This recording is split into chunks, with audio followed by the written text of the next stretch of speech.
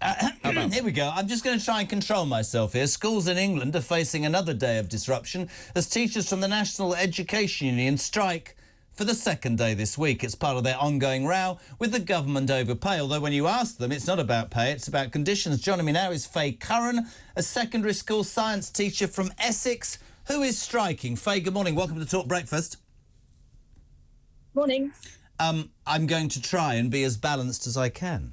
Are you supposed to be at school? You're on strike now, yeah? Yeah, we're on strike today. We're out of the picket line at the moment. Why? Because schools' budgets have been cut for the last 12 plus years. And as I'm sure you already know, although teachers have been offered a small pay rise, the reason that we're all out of our classrooms today is not to put money in our own pockets. It's to ensure that our schools are properly funded, because at the moment over the country we have schools which are unsafe because of the state of the buildings. We have classrooms that don't have teachers in front of them because there just isn't enough funding to have the right number of teachers, to have the right number of teaching assistants. And the reason that all of teachers are out of their classrooms today is to change that situation. Let me do this in a different way, because what I do try and do is foster a debate, and I'm good and pleased that you've come on. This is from Brian for you, Faye Curran. My kids have now had 7 days off due to the strikes in the last 2 months. During the pandemic, they didn't go to school for a total of 8 months altogether. These teachers can claim that they care about my kids, but you can't get around how selfish they are being at this point. And this lady's already annoying me because she's smiling whilst not being in school when she should be teaching my kids. How do you answer that, Faye? That's for you to answer, not for me. My kids have also been out of school for 7 days. I have 2 kids. And what I will say to that is that we can't only think about this year. Yes, there are kids missing, trips, sports days, etc. this week. I'm aware that that is happening.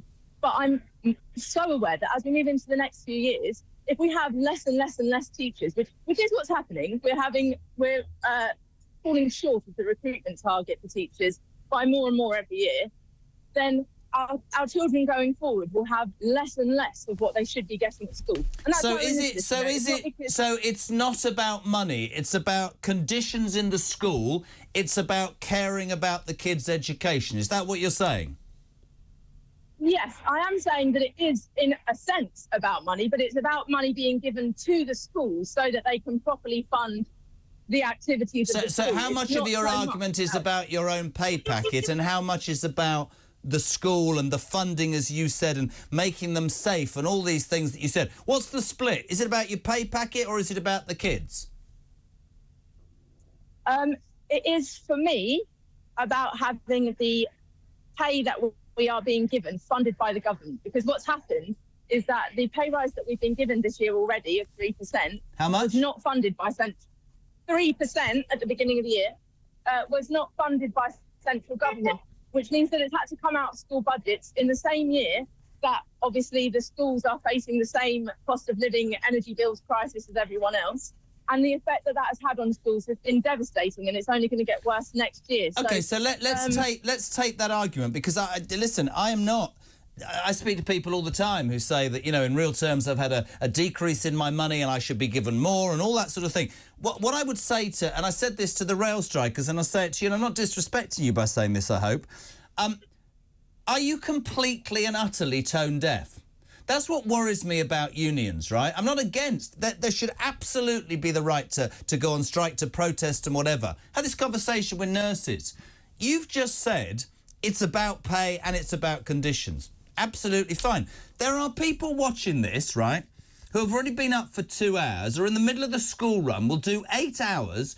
I call them jams, just about managing. Barely will they be able to pay their bills, Faye, right? Barely will they be able to keep their heads above water. And I know you might not like what I'm going to say. They're going to go, they get 13 weeks holiday, and she stood outside a school with a smile on her face when my kids missed nearly 2 years of an education. That's the argument that you have to win. Do you understand that? Yeah, I do understand that. And I think that the thing is that, as I've said, I'm not here for my own wages, and I am also aware that there are thousands of other workers, especially across the public sector, who are also struggling to pay their bills and who also need to have a pay rise. It's down to the government to ensure that the public services are properly funded and that everybody, the workers and the working class are able to survive. You're right that people getting up and doing 2 hours in the morning, sorting out their kids, getting them to school, doing an 8-hour shift and coming home should not be in the position of having to struggle. We shouldn't be pitted against each other. The teachers and the parents of the students are on the same side. Before Benedict jumps in, I've got a couple of other questions for you, which is brilliant. Mitch in North London. Have you got any of your strikes planned during your 6-week school holiday? How would that work? I can't withdraw my labour on a day when I'm not supposed to be at school. Would you be all right dropping your pension to the level of a normal worker in order to get your pay rise? I don't think that is a fair comparison. I think that the government should be funding the pensions and the wages and the services. But you're saying the government should fund everything. Where's the money going to come from in a cost of living crisis? I'm not denying, I've tried to be as balanced as possible, that people have a right to say they want more money. But what are we going to do? Print more money and make inflation higher? I understand also, by the way, that nurses who save lives and teachers that give an education.